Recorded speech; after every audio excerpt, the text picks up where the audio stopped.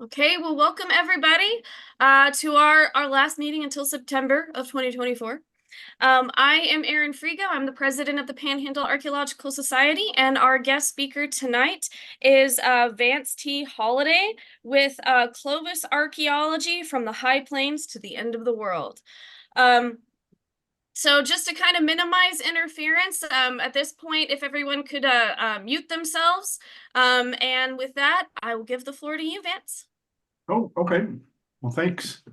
Thanks for the invitation to speak. This is the first time I've talked to you folks. I've given this talk a few times. Good to see some friends and colleagues joining in. So rather than looking at me, let's just go ahead and I think yeah, I just realized I didn't change my title slide after Erin introduced me. Or I changed it maybe to Clovis across the Southwest to the end of the world, but it's the same idea. So what I wanted to do is just summarize some of the work that, well, a bunch of us, including Jesse Ballinger, who's tuned in, have been involved in studying Clovis archaeology in the Southwest, and for me and some of you others tuning in on the High Plains, I was just when we were talking, when I first was talking to Erin, I started out working on the High Plains based out of Texas Tech. And that's where I got my feet wet in Paleo-Indian archaeology, and they're still wet. And spent quite a few years over there working on Paleo-Indian sites and Paleo-Indian geoarchaeology, and then switched gears, started working in the Southwest. But the High Plains is where it all started. So let's get going. Some of this is going to be familiar to some of you, if not all of you. Just an introduction here, talking about Clovis archaeology, and the Folsom story comes into play initially for reasons I'll get to in a second, but just so we're all on the same page, the same slide. Clovis represents the oldest well-defined technological complex in North America, the oldest well-defined archaeological horizon in North America. Supposedly, there are Clovis points from all 48 states in the continental US. I think that's true, but it's essentially continent-wide. And the dating, it's kind of up in the air, but the numbers there aren't bad, 13,000 to 12,800 years. I think it might be a little older, but we're working on that. And then Folsom being probably overlapping a little bit with Clovis, but Folsom being a little bit younger and largely best known on the Great Plains. But we see it in the Rio Grande Valley. You'll find it in high altitude areas in the southern Rocky Mountains, and it kind of slops over into the Mississippi Valley. But it's certainly much more restricted geographically than Clovis. They share the distinctive fluting. There's nothing like it in the Americas, as far as I know. Maybe the fishtail points, but in general, this whole idea of a flute of flakes taken off, so-called channel flakes taken off from the base up. You can see a pretty good flute there. There's one on this Clovis point. They're there, and Clovis points not always distinctive. Folsom is by far the fluting is the characteristic that everybody notices. You could see a flute there. This is a preform that probably broke during fluting. Flute, flute, flute, flute, flute, flute. So those are the two fluted point horizons. And I wanted to point that out because that plays into the history of the terminology. And it all began at the Folsom site, northeastern New Mexico, discovered in, well, as a paleontological site discovered in the mid-1920s. And then the first excavations, formal excavations, began in 1926. And this is where North American archaeology changed in a big way. In 1927, excavating a bison bone bed. Initially, it was a paleontological excavation, but then the people digging it found what we now call a Folsom Point. It's the classic photo, this point, in amongst the ribs of a late Pleistocene bison.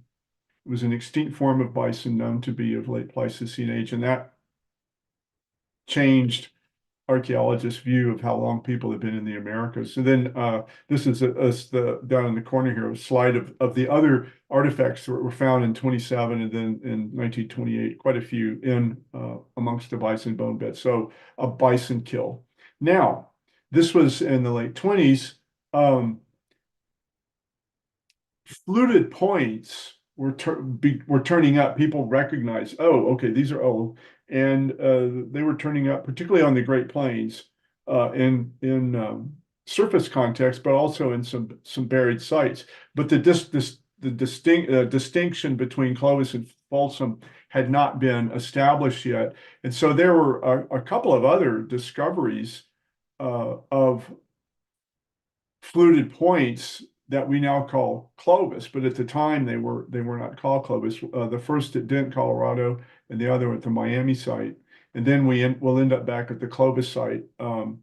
So the Dent site was it's on the South Platte River, a terrace of the South Platte River near Greeley, Colorado, and excavated this fellow here in the hat and the vest. That's Father Biltry. He was a Jesuit priest who did the excavations of this mammoth, well, mammoths, a big pile of mammoths, and several artifacts. And we now know these are Clovis, the Clovis style, but at the time they were considered Folsomoid or Folsom-like is the term you hear. So that was in 33. And then a few years later on the High Plains, not far from where some of you are, and we did some work here. The Miami site, a very small playa. In fact, when you're out there, you can't even tell it's a playa. Those of you who've spent any time on the plains, you know what the playas look like. This one was very small playa that filled, and a farmer plowing the field here kept turning up with big bone fragments. And finally, folks from the University of Texas came up near Miami, way up in the Panhandle, and they excavated Mammoth and turned up with some more fluted points, two of them that we now call Clovis. And then this is from a block they used to have on display in Austin. I think it's gone now, but one of the vertebra axis, I guess it is, and a rib and a Clovis point in the playa and mud. You can see it's not deep. We did some work out there, and they had backfilled, and it was, gosh, it wasn't even 50 centimeters below the surface. In any case, so those were two real important discoveries of fluted points in place with extinct fauna, but they were still being considered some sort of variation of Folsom. Finally, that all changed with work at the Clovis site, or the also known as the Blackwater Jaw site. Several of us were just talking about that. There's a really nice new museum on the Eastern New Mexico campus. Mammoth remains found. This is a drawing of the first excavations. You can see the tusks and the skull, and several fluted points were found. I think that's what a couple of these black or these white blobs are, the points.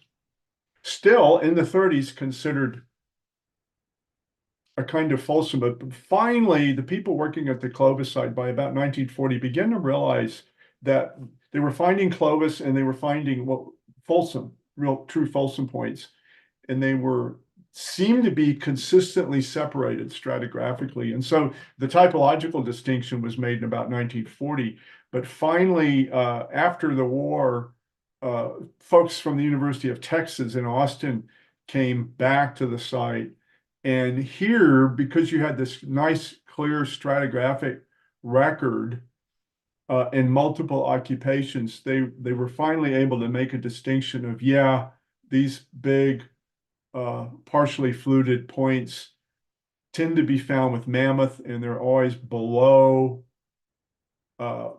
what was then considered Folsom. This is a tool made out of a Folsom point, stratigraphically above it. So the distinction, the typological distinction and the stratigraphic distinction, Folsom with bison younger than Clovis, was finally established in 1952 based on work at the Clovis site. And then work continued. These are some later photographs that were taken there. This right here in the foreground, Mammoth, there's another one there, partly one there. There were, in this particular part of the site, there were five, mostly complete. A couple of them were partial, but otherwise complete mammoths killed in association with some spring deposits.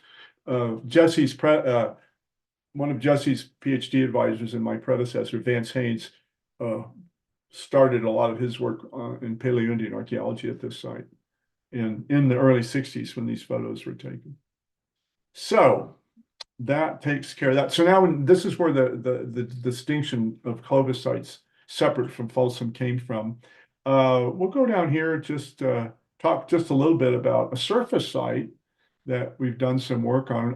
Most of the sites I'm going to talk about are buried Clovis sites, but this is an interesting site in New Mexico near Socorro. Here's the Rio Grande, city of Socorro. This line here is the north boundary of the White Sands Missile Range. The Trinity site, the famous Trinity bomb site, is about where my arrow is here.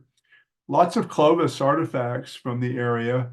Bob Weber was a geologist, a professional geologist and artifact collector who did very careful mapping. And the yellow stars are Clovis points. But the key site that we did some work on is Mockingbird Gap.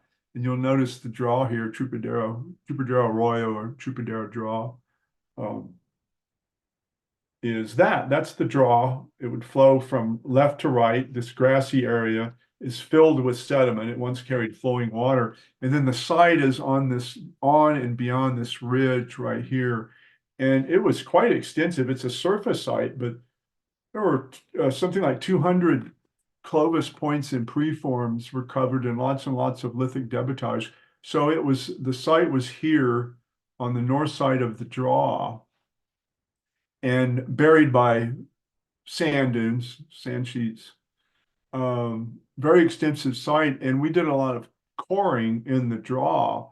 And what we figured out was at about 30 feet below that surface, way down at the bottom of the draw, was the Clovis surface during the Clovis occupation. So they had 30 feet of relief, so they could come up, walk onto this ridge, and that would drop off over 30 feet down onto the bottom here. And there were wetlands and flowing water. So undoubtedly the attraction for this site, because it's a really unusual site for that area. It's one of the largest surface Clovis sites in the Southwest, or in fact in Western North America. Interesting site. And there's some more work. Some of the Bruce Huckle at Bruce Huckle at the University of New Mexico. He and I did a lot of work here. And now some of Bruce's students are continuing work. And you can see some of the Clovis points there. So now we'll come closer to home for me and for Jesse down here in southeastern Arizona. The rather remarkable accumulation of sites. We're right down on the border. So the bottom of this drawing is the international border. This is I-10 up here, Benson, Arizona, and we're way down here. A series of Clovis mammoth sites have turned up. For sure, 4 of the sites are archaeological. There are 2 others that might be. Jesse did his PhD work down here, and he, for a variety of good reasons, has offered the opinion that this is the highest concentration of Clovis, or highest concentration of mammoth kills in the world. And certainly in terms of space and time, so Clovis has fairly narrow time range over, it's something like, what is it, Jesse, like 20 miles from, it's more than that, from Murray Springs to Naco, but not a lot more from down here to up here. They're close together, and they're right there. The dates are statistically indistinguishable. Yeah, in time. Yeah, it's really quite remarkable. So the first one found, this is in the early 50s, Naco. This is a Greenbush draw. Jesse was just talking about Greenbush draw. That's the draw right there. It doesn't look like that anymore. found a mammoth with nine points, Jesse, I think it was 9, in amongst the long bones and ribs right here. A couple of them were out of context, but Yeah, the people I who think there found were it. 7 that were Those. excavated Let's see. Oh yeah, professionally. here's the Naco. Here's one of the points in place right there. I can't see. I think there were several in place. This block is still. You can see this at the Arizona State Museum. So this is the first Clovis mammoth kill discovered off of the High Plains, and just the one animal. Here's some of the artifacts. And then just after that, another one. So Naco is down here. And then the Lehner site is right here. A local landowner, Mr. Lehner, watched the diggings at Naco, and on his land, he found some mammoth bones. And so he got a hold of folks from the University of Arizona. They came out and did some more digging and found another mammoth kill. Here points in place, including some clear crystal quartz Clovis points. Keep that in mind. And there was a bison mandible under this one. I've talked to Bruce Huckle about this, who worked on the site. He thinks that bison is older than the Clovis, but it doesn't matter. It was a big pile of bones. Then there are 4 confirmed sites. This is the third one and the only other one I'll talk about. The fourth one is, there's not a whole lot to it, but it's for sure Clovis and Mammoth. Murray Springs site, the largest, most extensive site right up here, a few miles farther north of the other ones. There's several activity areas at this site. There was a mammoth kill, and the remnants of the mammoth were right in here. Those depressions may be mammoth footprints. They're the right size in any case. And there was a mammoth here with Clovis points. Yeah, here we go. This is Bruce Huckle at why am I saying Eastern? It's University of New Mexico, and this is the mammoth. But there were some other really interesting things going on at the site. This is a geologic map. It's in a stream, stream channel, and then buried, and then now exposed by this arroyo. This little white stripe is the modern arroyo cutting through these older deposits. And that arroyo discovered the mammoth here. And then as they started digging, expanding their excavations, this blue with the hashers, that's all excavations. They started running into bison, and lo and behold, there was a Clovis bison kill here. So there was a mammoth kill here, a bison kill here, and then they realized they were parking their cars up here, and somebody looked down one day and there was a Clovis point. And lo and behold, this whole area here is an extensive Clovis camp on uplands. So this is what less than 100 yards from here to here. And so the camp was on the uplands, and then the kills were just right below them. And this is from the camp, lithic debitage from the camp, Clovis. From the one part of the Clovis camp. A lot of broken bases and other lithic debris. And then this is from the bison kill. And this is particularly interesting. I remember when I first heard a talk about this when I was a grad student, and how astonished I was. And I'm still astonished.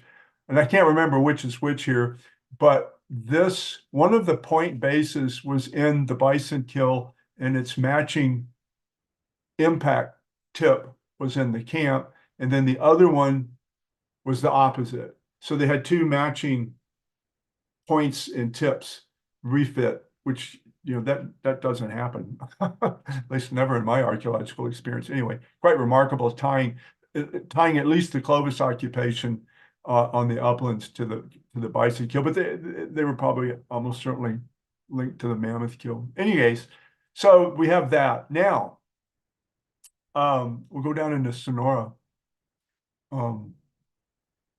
Here, Murray Springs, Naco Lehner. right on the border. I can remember, my first field trip down there was as a grad student, and then later, early in my professional career, field trips to these sites. And the question would always come up, well, what's going on in Mexico across the border? So once I got to the University of Arizona, um, I got working with a Mexican archaeologist who was a grad student, and then her colleagues and some of our students, such as Jesse, started working in Sonora as well. So Jesse was doing his dissertation work up here, and then another grad student was looking around just south of the border. Didn't turn up a whole lot, but in any case, we there was a Clovis site that was already known only from surface collections, El Bajío, and this is the artifact assemblage from El Bajío. It was collected mainly in the 70s. So we knew there was Clovis going on down here. And in fact, there were some other Clovis sites.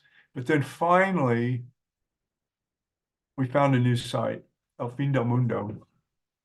The name, the end of the world, comes from the crew when they first got to the site.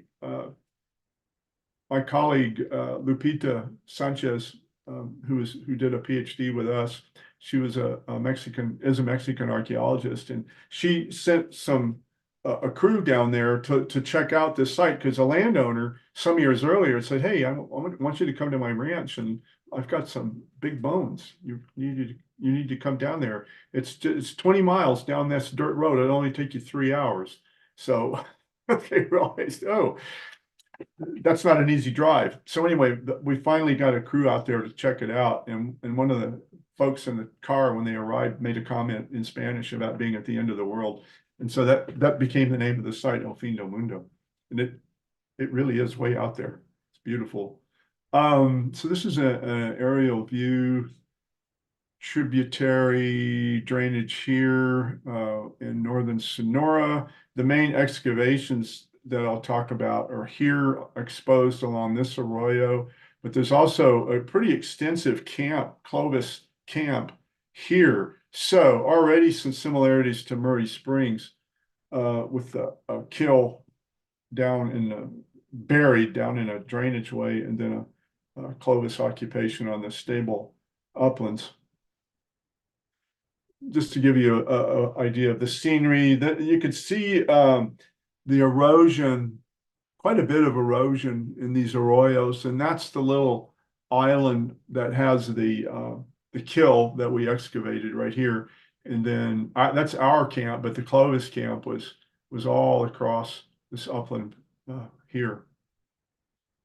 So here's the arroyo that exposed the site. There were two little islands. And then all of this is just a much older upland. So the main excavations were here in locality one, and then the camp, the Clovis camp down here. We'll start with the camp first. That cross section, we'll come back to that in a second. Well, here it is. So here's the island that has the bone bed here. We're going to come back to that. And then the much older sediments on this island and everywhere else. It was only one place in the whole site that had the buried archaeological remains, and it's this one island. And then it was the first season, we realized there was a camp on the uplands on this old red soil. Here's the old red soil, Big Red we call it. And there's quite an extensive camp there, Clovis camp. This is looking for Clovis. Jesse knows this well, looking for Clovis artifacts on the upland above our camp down there. And there's a lot. These are not all, they're most of the Clovis bases found on the uplands. There were some others scattered over, and lots of other lithics that fits the Clovis lithic assemblage. Bifaces, possibly preforms, blades, classic Clovis blades, lots of end scrapers. And most of this material is pretty high quality. Not all of it. There's some volcanic material, but some of it's pretty high quality. And there's also an archaic overprint, but the archaic material was very different raw materials. So we'll go back to the excavations again, this cross section here. So this is the little island where we did the excavations. And so I'm on the uplands looking down. This is early on in the excavations, and it was just out on the tip of this island. This is all that's left. The rest of the site is long gone, and the bone bed was buried at about this level here where that little white stripe is. We'll come back to that. So the crew got out there and started doing some searching or surveying and started finding artifacts on the surface. And on a return trip, they found this Clovis point. So bingo, we knew we had something. They had a bone bed. They could see bone coming out of that island and artifacts that had fallen out, and pretty good indication that it might be paleo. And then they found this Clovis. I mean, this is as perfect a Clovis point as you'll ever find. It's like the Clovis had the book, How to Make a Clovis Point, and they produced that. So we started moving dirt, dusty work. So this is the basic stratigraphy. Stratum 3, the bone bed was right at the top of stratum 3, which is some sort of stream deposits, probably from a spring. There just isn't any at the time during Clovis times. There's no evidence that we saw for a major drainage. And this was quite a small drainage, but it obviously had water moving through it. And so we suspect springs because we found other evidence for springs out there. And so the bone bed was right at the top of those stream deposits, buried by stream deposits, and then buried by a pond. This white layer right here is typical of ponds where you have a lot of what are called diatoms, which are little microscopic critters that live in water. And you get enough of them living and dying, and you produce an accumulation. If any of you own swimming pools and have ever used diatomaceous earth, that's what this is. It's the little diatoms are microscopic, and the material they leave behind, the deposits are makes a terrific filter. Anyway, so we peeled all of that off, and then wetland deposits above to expose the bone bed. And it looks something like this. There's Jesse right there. And I should mention, we had a crew of people from Arizona, but also Mexican archaeologists, mainly from Sonora. So it was quite an experience, wonderful experience working with Mexican colleagues and counterparts down there. So we just, over a period of several seasons, we just peel this upper layer off and expose the bone bed right about there, just below where they're working. And we kept finding surface remains. This is another Clovis point. Now, what you're seeing, that line right there, that's underneath it. This is clear quartz crystal, and this is right next to the excavations that had fallen out after our first season. And it's a beautiful artifact made of quartz, crystalline quartz. There's an outcrop about 10 kilometers away. So there were two bone piles. They finished this one first. Here they're working on it, and that's exposed. Most of the bone has been removed, so we got just a little bit of it. There's the diatomite, the white stuff right there. They just peel that off, dig down through that, peel that off, and there was the bone.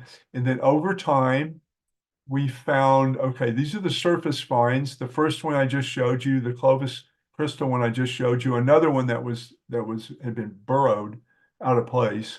This artifact, this biface, had fallen out of this wall right here just before the site was first found, and you could see the impression of that artifact in with the bones. So it had just dropped straight out. So that was out of the bone bed. And then during the excavations, we found four more in place.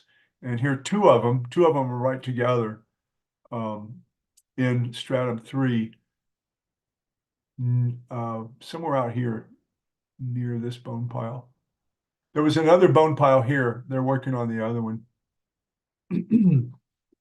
This is the one I just showed you down here, number 1, and then number 2 is up here, the bone pile. Whoops. Yeah, right here. Now, it doesn't show on this drawing. Over here, the excavations are complete here, but over here, they found this mandible. We did not know what we were dealing with here. I remember talking to Jesse one day, and we were beginning to wonder if maybe we had a bison kill because the bone was kind of the same size as the extinct bison.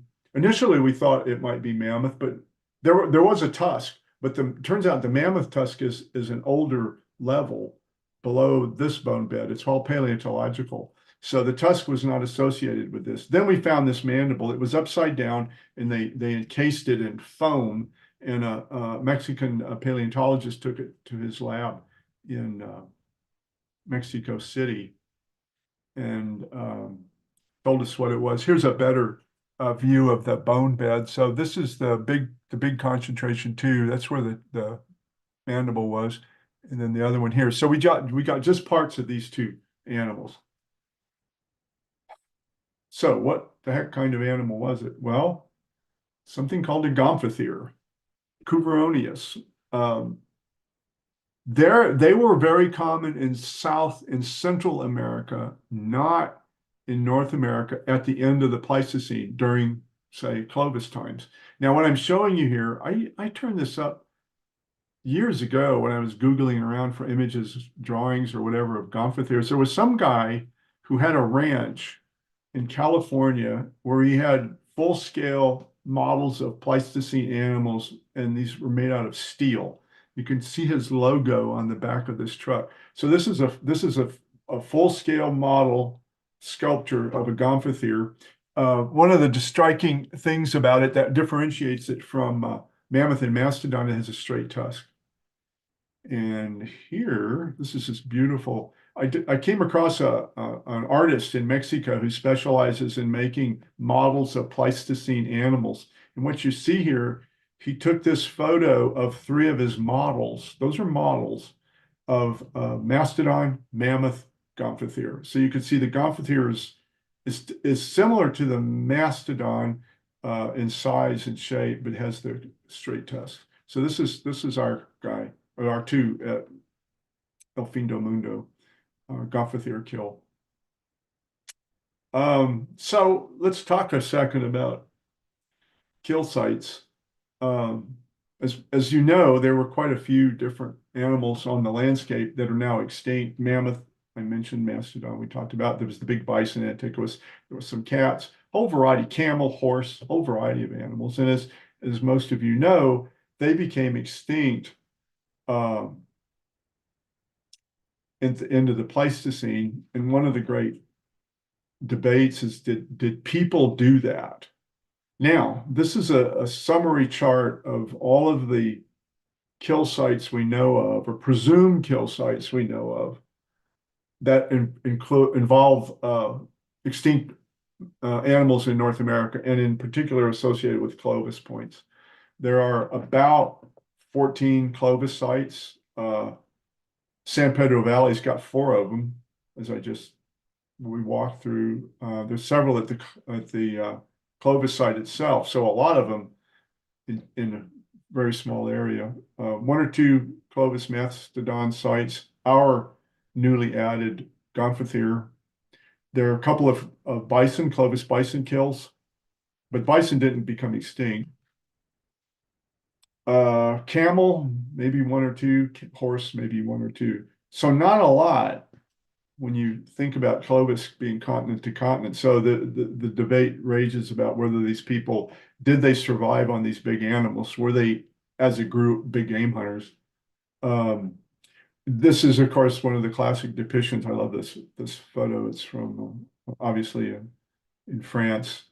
Everybody's standing around spearing and shooting their arrows at the poor mammoth.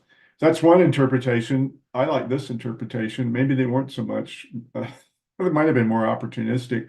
This is probably a fairly realistic depiction of some mammoth hunts.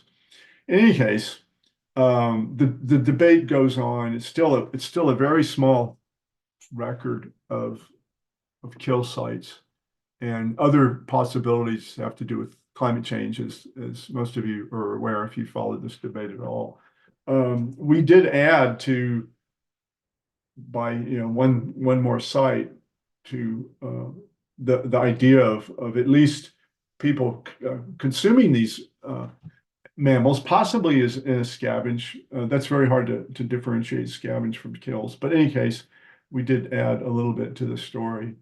So I'll close with this summary of our work at the end of the world, El Fin do Mundo. It was the first in situ Paleo-Indian site found and excavated in northern Mexico. One of the few still in Mexico. It's a Clovis Gomphothere site, and it's both a kill and a camp. Those are unique. The kill and camp, the only other place that you could reproduce that is in Murray Springs. Makes for an interesting comparison. So we have a new item on the Clovis menu, if you want to think of it that way. It's the first archaeological Gomphothere site in North America, and it's also paleontologically, it's the youngest Gomphothere in North America. The dating is not very good, but it's in the 13,000 range. Quite an interesting addition to our understanding of what Clovis people were all about and Clovis subsistence. They in some places they were consuming these big animals. But we know in a lot of other places we don't see the evidence. So I will end there and say adios from El Fin do Mundo. So if you all have questions, I'll be happy to, or a discussion. Let's see. Oh, stop share. Okay, there we go. All right.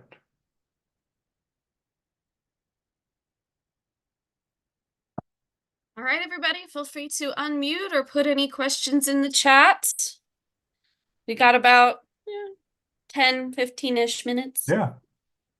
I'd be happy to. Jesse, do you want to add anything? You were out there. No, I think you pretty much covered it. El Fin do Mundo was a nice site, man. I remember I look at those landscape photos. I remember I was going out there and like we're all living in tents. They had a nice kitchen set up. Remember? Oh yeah. It was nice. Like you could considering how remote it was, we had a darn good camp out there. It was a great camp and a cook. Yeah. I don't remember her name, but man, there were several. She made some good food, man. Yeah, it was a great experience. It really was. And working in a foreign country too. It was terrific. Yeah. Sometimes I think about if I think about Mexico, I forget the name of the publication, but I think it's much further south. But they said there was like an Aztec layer, and then there was like a mammoth layer. Oh, well, mastodon layer. It's some old publication where like some old archaeology stuff where they describe the abundance really of some elephant like mastodon, mammoth, Gomphothere. There's mammoth down like in the Valley of Mexico. There is mammoth. I think as far as I know, most of it's paleontological, but it's definitely there. Yeah, it was like they described it as its own layer. All by itself. Yeah. Well, we had that. Yeah. I see. Walton. No, that's I'm sorry. Excuse me. My arrow made a little hand over your name, and I thought somebody was asking a question. Let's see. Okay. Nothing in the chat so far. Okay, I'm trying to think. We had a crew down there when COVID hit, and they had just they had expanded the tip of that island. We thought we had gotten everything. But the island is sort of shaped like a pork chop, and then the narrow end is where the bone bed was, and we thought we got everything. And then Lupita, Sanchez, my Mexican counterpart down there, decided to put in another line of units, and they found some more bone. And the elements, and I can't remember what they found, what type of bones, but it suggested a third individual. But they had to get out because the border was going to close. This was like literally right when Clovis started, and several people on the crew were living up here, and so they had to get out. And then a couple years ago, we heard that the ranch where we worked, terrific landowner, by the way, he and his neighbor in the neighboring ranch were taken over by narco gangs. So we haven't been back, sadly. It's definitely worth spending more time. Okay, Clovis in the lower 48. Alaska, nobody has found an agreed upon fluted point in Alaska as far as I know. There is at the extreme south central Canada, just not too many miles north of the US border, let's say northeast of Glacier National Park. There is a Clovis site there. There's also camel, but the association between the Clovis archaeology and the camel is not clear.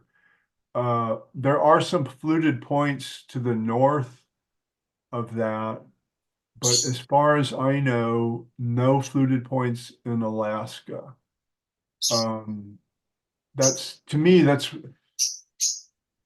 a lot of us have spent our time talking about, when people first arrived, how much before Clovis, or even more people in the Americas before Clovis. Of course, that's a big debate. To me, one of the big mysteries is, where did Clovis come from? Because it's hard to find the technological predecessor, the geographic, where geographically did they come from? Where genetically did they come from? There's a Clovis site in Montana, the Anzac site, that produced DNA that suggests, not surprisingly, ties to some Siberian populations. But it's really nebulous, the origins of Clovis. It almost certainly originated in the Americas. We don't have an early Clovis site. It just seems to appear. If we had better radiocarbon control, we could probably get a handle on it. There's so few well-dated sites that's hard to get at, but it's a mystery. It's real mystery. Hey, Vance. Yep. Remember that theory that I'm not advocating for this, but that Clovis was like some sort of religious fanatics. Remember? I don't do know. remember I don't that. know. I don't know who said that, but it was in the '90s literature or something. But The cult of Clovis. yeah, it's just like some huge. But still, they were all over the place. Yeah, I don't understand how it went so far, unless it was like. But that shared technology from coast to coast and up and down, it's like, how did that happen? Yeah, and You so know? fast. So Apparently, fast, you fast and furious. Yeah. But there was this old theory. There was this theory thrown out there that it might have been Meltzer. I haven't heard of that. I've got a follow-up question here from Dennis, right? Is it coincidence that mammoth, mastodon, camels, horses lived for hundreds of thousands of years on the continent without humans, and in a few hundred years after humans show up, they go extinct? The dating, a lot of those animals, well, there are a couple of issues. The extinctions happened around the world, like mammoth. Mammoth became extinct in Europe, and humans and mammoth coexisted for thousands of years in Europe. I know they have some really good dating in Siberia. There was a Russian guy, Jesse may have met him, a Russian guy that spent some time here at Arizona in the radiocarbon lab. And he did a lot of dating on archaeological sites in mammoth. And there was a 10,000 year overlap in Siberia. So, and then there all these other animals, the timing of the extinctions varied. A lot of them became extinct several thousands of years before Clovis.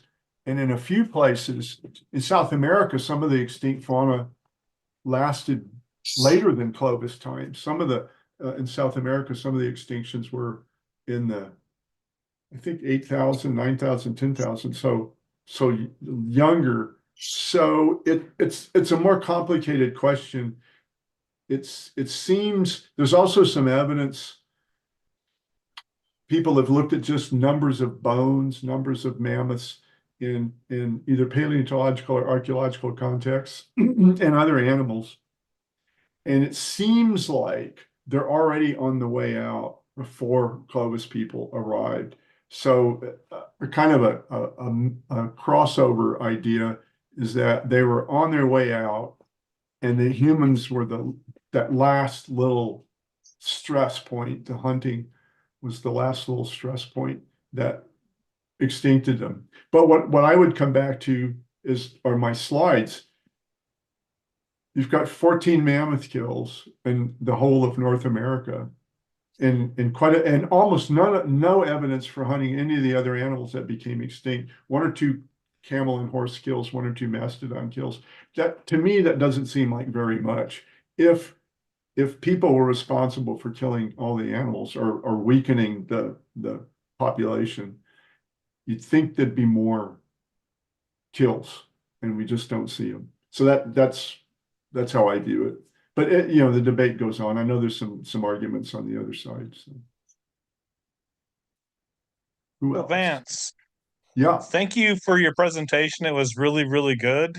Thank what do you. you think about kind of the entire last 50 years where Paleo Indians have been seen as big game hunters and kind of the romance involved with that?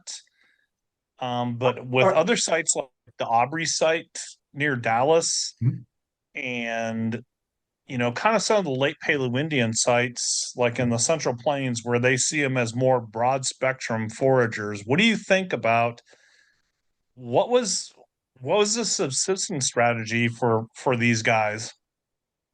Well, I mean, it's a good question because it comes back to this big game hunter. I remember when I took North American archaeology in 1971 or 72 at the University of Texas. The book we had, the chapter on Paleo-Indian archaeology was called The Big Game Hunters. I remember that quite vividly. And, those are the sites that attract all the attention. Several people have made the point that we probably see those sites if they're buried more obviously than just say a campsite. Because, you have a mammoth tusk sticking out of an arroyo wall or a big femur or bison bone bed and it exposed. That's easier to see. And so there might be a discovery bias and that we've overemphasized these kill sites just because we've overemphasized kills as a major part of subsistence because we find more of those sites. Now we have others now, like you mentioned Aubrey, that's a great example. There are not many Clovis camps, a few, but again, I think there's a bias because the mammoth kills and some of the other or Gomphothere kills are the ones that have attracted the attention. On the other hand, look at all the bison kills on the Great Plains. Bison was clearly a major part of plains subsistence from Folsom times up until a couple 100 years ago, 100 years ago. I've made the comment. It's a little of an exaggeration, but the subsistence on the Great Plains well into human or European contact was not a whole lot different than it was 10,000 years ago. They were hunting bison in a big way, making use of the bison. So it varies too from place to place. There were lots of bison on the Great Plains, and so you have kills. Not so much. You don't see many big kill sites in the West. These are unusual. These mammoth kills down here. You don't have the big bison kills or any kind of big animal kills. Big big kills of big animals or even small animals so much in the West. And in the East, of course, in the East, there's other issues of preservation, acidic soils, but you sure don't see anything like we have in the Southwest or on the Great Plains. So I think to a certain extent, there's some preservation issues going on. But it's pretty clear to me, and other people have strong arguments, that the subsistence was much more varied. Kills, I think Dave Meltzer made the comment that, maybe a Clovis person would kill one mammoth in their lifetime and talk about it for the rest of their lives, which is probably not a bad way to think about it.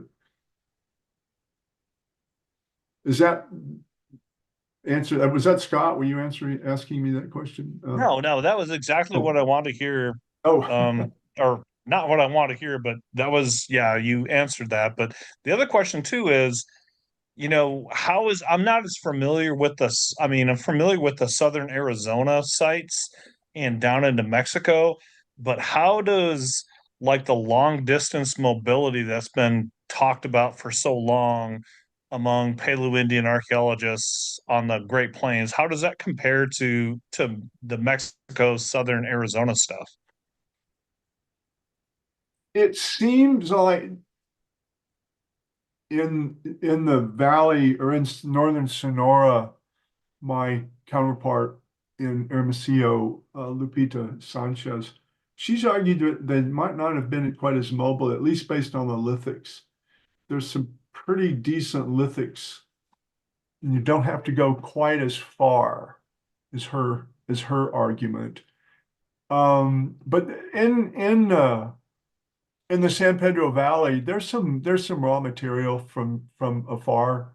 Jesse, I'm sure you've seen that material. There's some raw material that comes from I think the Chusca Mountains, I believe, and some distant places. So people are moving around.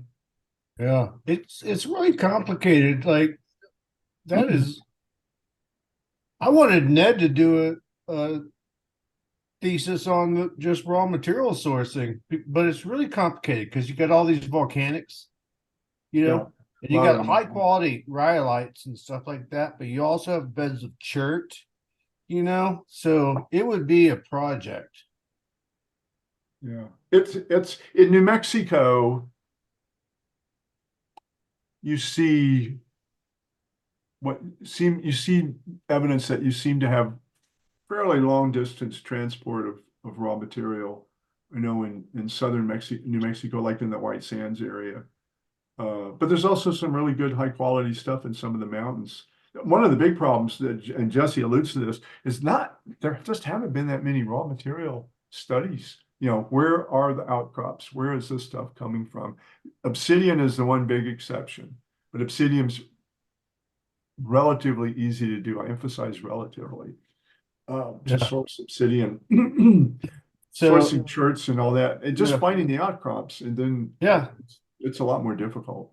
So it like the thing that confuses me is like how some of these Clovis folks would find the tiniest little outcrop of nappable, like opalite or something, when there's like tons of other stuff laying around, that the railroad with, I mean, like the black stuff, the basalts and stuff like that, but they would find like the weirdest stuff. Yep. Yeah, you see him going to a lot of effort to get some of the raw materials. You still see that, but it's to get to, I guess the bottom line to answer your question was, it varies, but you sure see some long distance transport that you just don't see later. And like in the archaic, it's almost the opposite. They're just grabbing whatever local rhyolite. Down here, it's just local rhyolite is all over the place, and that's what people are using. So it changes, something changes. You think it's a smaller population, kind of like the whole Clovis first kind of interpretation, that they're like exploring the entire, territory? Or how do you see that as different than what we see now with pre-Clovis stuff? I still think there's something to be said for that because I mean Clovis is just everywhere, and you could take every proposed pre-Clovis site, take every one of them, and let's say divide that by 10,000 years. So let's say 23,000 to 13,000 years. You still come up with a teeny tiny population compared to Clovis, where it's continent to continent. It's the opposite. It's continent wide in a space of seemingly a few thousand years. But the pre-Clovis, we still don't have any sort of archaeological continuity. If you can slap together every pre-Clovis site that's ever been proposed, and you just don't see any kind of technological continuity. Which to me, my own personal view is that people managed to get over here, but then the populations never survived. So you had little dribbles and dribs and drabs of people getting here. And for whatever reason, it was Clovis folk that took off, learned how to survive and persist on the landscape. Okay, All thank right. you. Oh, sorry. Yeah, is that answer your question, Scott? Yes, thank you. That's my idea. Just me and Jesse. Well, thank you so much, Vance. I think that's all the time we have for questions. That's great. Oh, thanks.